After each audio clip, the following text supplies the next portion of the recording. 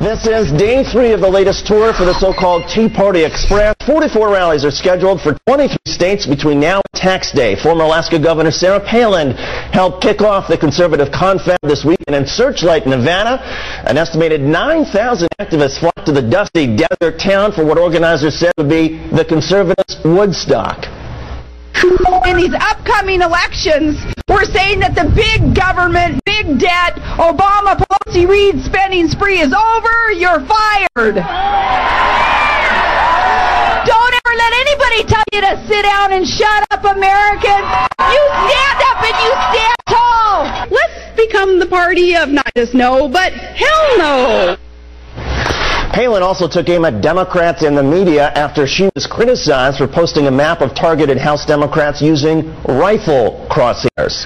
We talk about fighting for our country. We're talking about our vote. Our vote is our arms. This BS coming from the mainstream media lately about us inciting violence. Don't let the conversation be diverted. Don't let a distraction like that get you off track. So how strong is Sarah Palin, and does she help or hurt the GOP? Let's ask conservative radio host Hugh Hewitt and liberal host Mike Malloy. And Hugh, there's really so much to work with in what Sarah Palin said just there, but I'll start with the general question. Does Sarah Palin really help the Republican Party? Of course. Anytime you can get 9,000 people to come out to Searchlight, Nevada to campaign against Harry Reid, it's a very good thing, and I don't think you'd see John McCain campaigning in Arizona, but for the fact that Sarah Palin is an enormous draw, tremendous charisma, and has a great deal of energy to give to other candidates who campaign with her. Mike Malloy, then how come I hear so many Democrats saying they want Palin to suck as much oxygen out as the room on the conservative Republican side? Oh, man, listen, that would be great. Good morning, David. I think it's interesting that you had 9,000 Republicans lost in the middle of the desert. I think there's something in the Bible about that, and 40 years. Sarah Palin is a gift from the sky gods to the Democrats. Every time Sarah Palin opens her mouth, more and more people switch to the Democratic Party. And by the way, that Hope You Changey thing, how's that death penalty, they're going to kill your grandmother-y thing going, Sarah? Huh? Hugh, how about it? I mean, to the extent that people think Sarah Palin was speaking the truth for the last couple of months, if people find out that there are no death panels, isn't there the possibility of Republicans, conservatives being somewhat disillusioned with her in particular? 9,000 facts on the ground, David, is that there is no one comparable to her in America right now except President Obama, the kind of crowds that she draws, the energy she generates.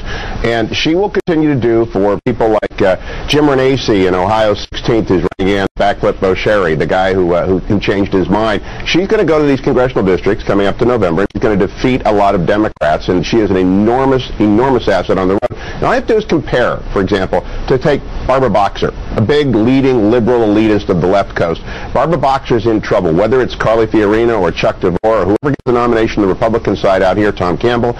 When Sarah Palin comes to California between now and November, she will raise an enormous amount of money, an enormous amount of attention, and will generate a great contrast with Barbara Boxer, both in terms of intelligence, in terms of charisma, in terms of purposefulness. So I think Mike can keep talking about, Sarah Palin sucking the air out of the room, and Sarah Palin's going to keep showing up with people like John McCain and Jim Renacci and Carly Fiorina and all the other candidates who want her very much to appear on the campaign trail with her. Did you just say that she'll make a contrast in terms of intelligence with Barbara Boxer? Oh, yes, I absolutely.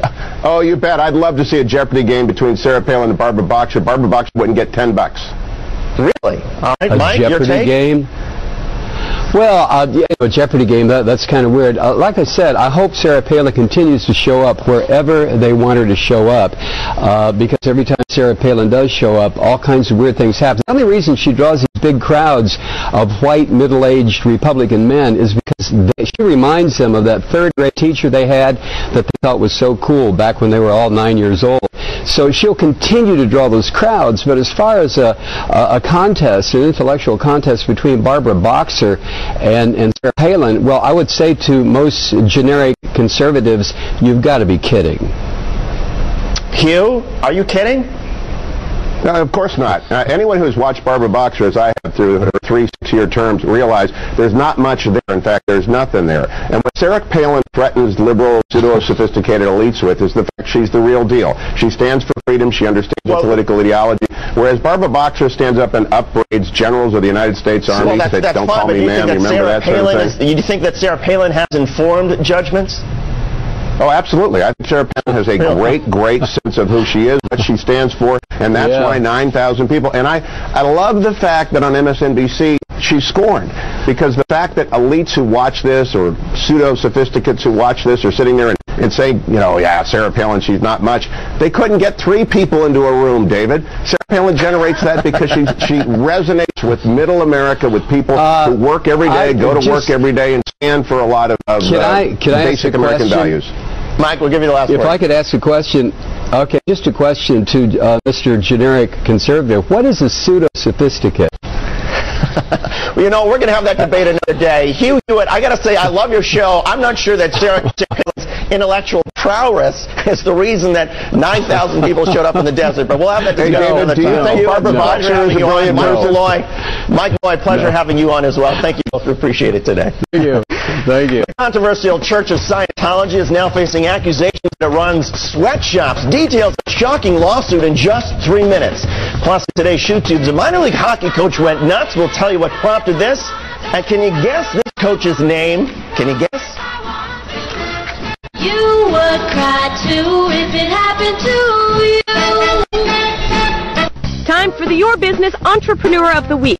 Val Vindici and Tony DePhillips of New Jersey-based Imperial Billiards made custom pool tables. A bad economy slowed demand. A customer looking at sawdust on the floor suggests they use it to make wood pellets, which can be used as heating fuel. Those pellets now account for 40% of their business. For more, watch Your Business Sunday mornings at 7:30 on MSNBC. American Express Open is bringing business owners together at openforum.com.